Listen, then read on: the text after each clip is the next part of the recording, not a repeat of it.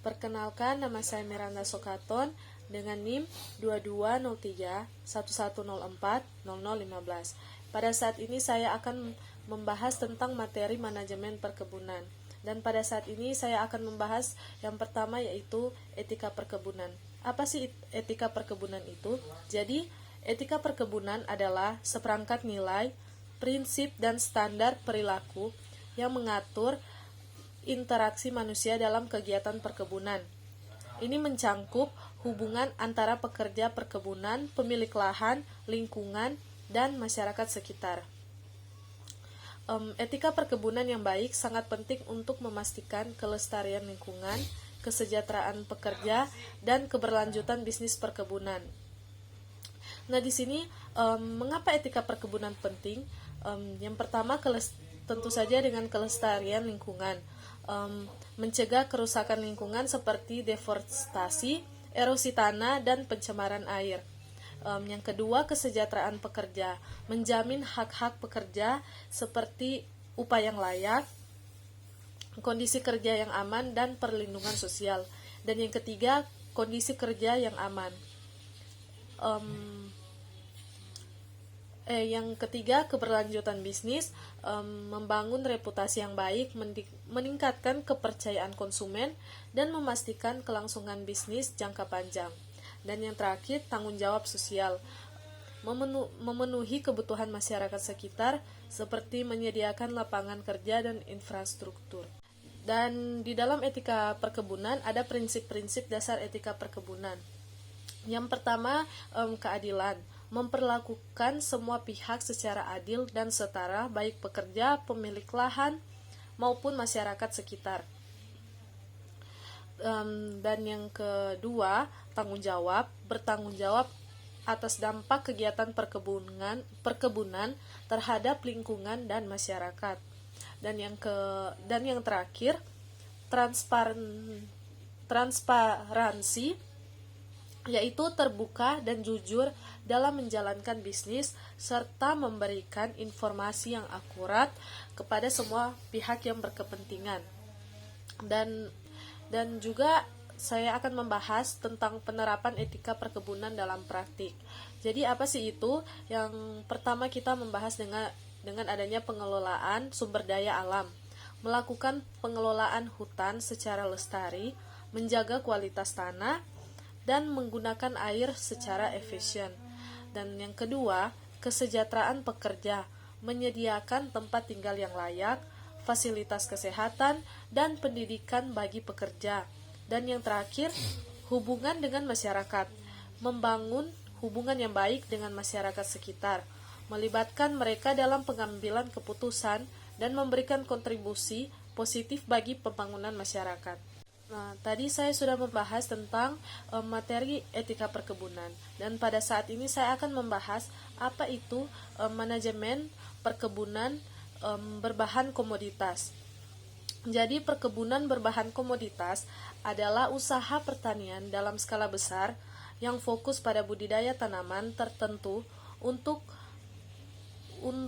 tujuan komersial. Komoditas yang dihasilkan biasanya memiliki permintaan pasar yang tinggi dan digunakan sebagai bahan baku industri atau konsumsi langsung. Contoh komoditas perkebunan antara lain kelapa sawit, kakao, karet, kopi, teh, dan lainnya. Pada saat ini saya akan membahas juga tentang perencanaan manajemen perkebunan berbahan komoditas. Jadi perencanaannya ada perencanaan produksi. Apa sih itu perencanaan produksi? Jadi perencanaan produksi menentukan jenis komoditas, luas lahan, varietas tanaman, dan target produksi. Dan yang kedua, perencanaan keuangan. Apa itu perencanaan keuangan? Menghitung biaya produksi, pemasaran, dan profitabilitas.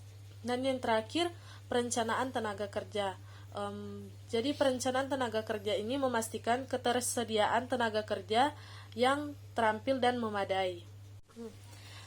Tadi saya sudah membahas tentang manajemen berbahan baku komoditi perkebunan, dan pada saat ini saya akan membahas materi tentang sumber daya manusia dalam perkebunan.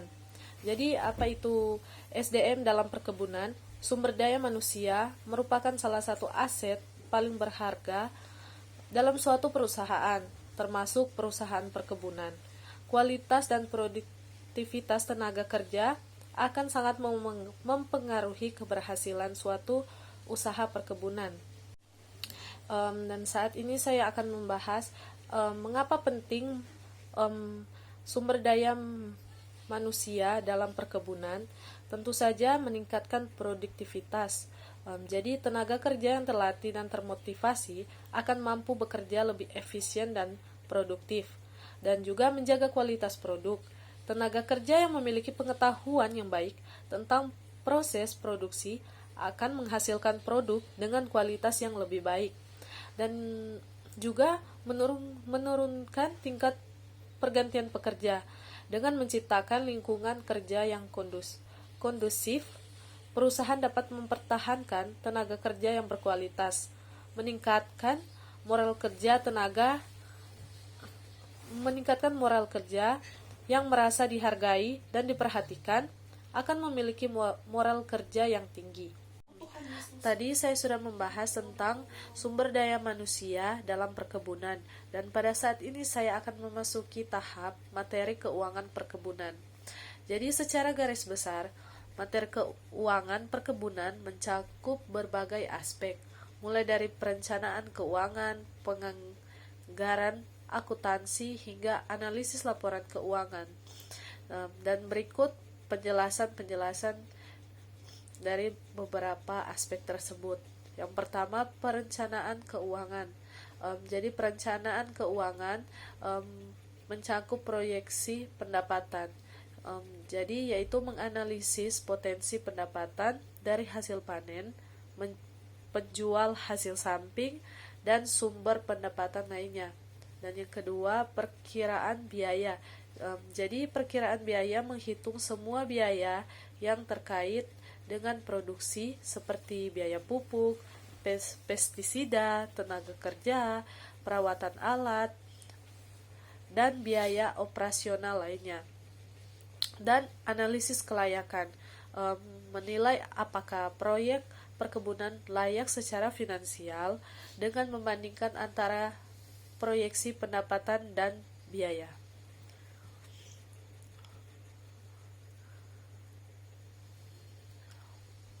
Dan kita masuk pada penganggaran.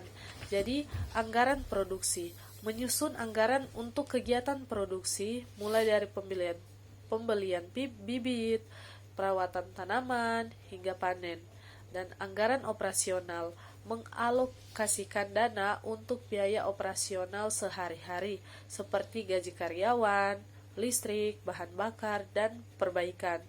Dan ada anggaran investasi, memprediksi kebutuhan dana untuk investasi jangka panjang seperti pembelian alat berat, perluasan lahan, atau pembangunan pabrik pengolahan.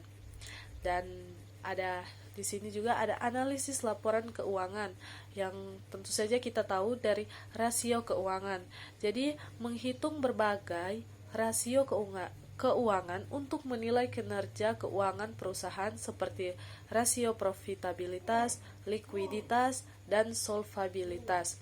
Dan analisis tren, membandingkan kinerja keuangan dari periode ke periode untuk mengidentifikasi tren positif maupun negatif.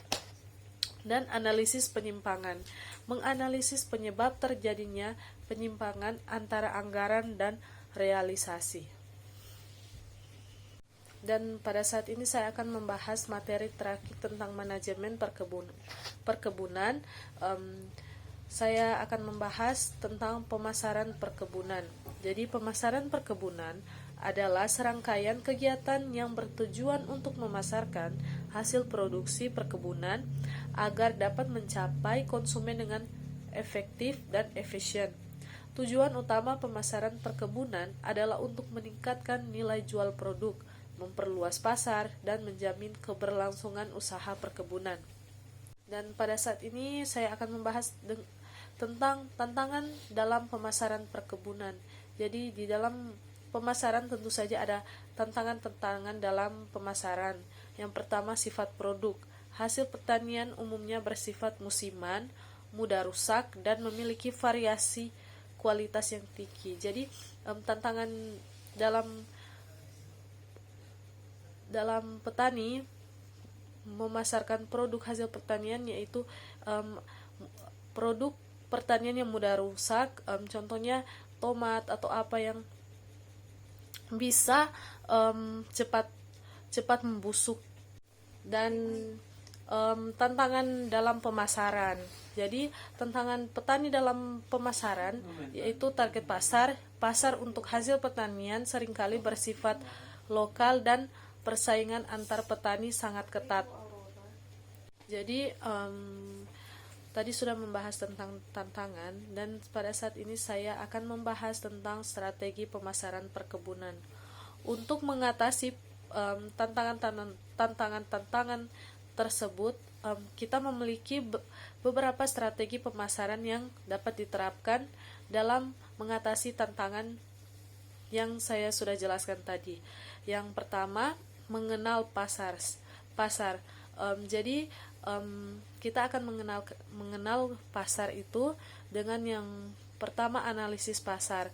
Lakukan penelitian untuk mengetahui preferensi konsumen, tren pasar, dan pesaing. Dan yang kedua, segmentasi pasar. Bagi pasar menjadi kelompok-kelompok yang lebih kecil berdasarkan karakteristik tentunya. Misalnya berdasarkan jenis produk, lokasi, atau demografi. Dan yang terakhir, targeting pasar. Tentukan segmen pasar yang paling potensial dan fokus pada kebutuhan mereka. Dan yang kedua, mengatasi tantangan-tantangan tersebut, membangun merek atau branding. Jadi identitas merek, ciptakan identitas merek yang unik dan mudah diingat.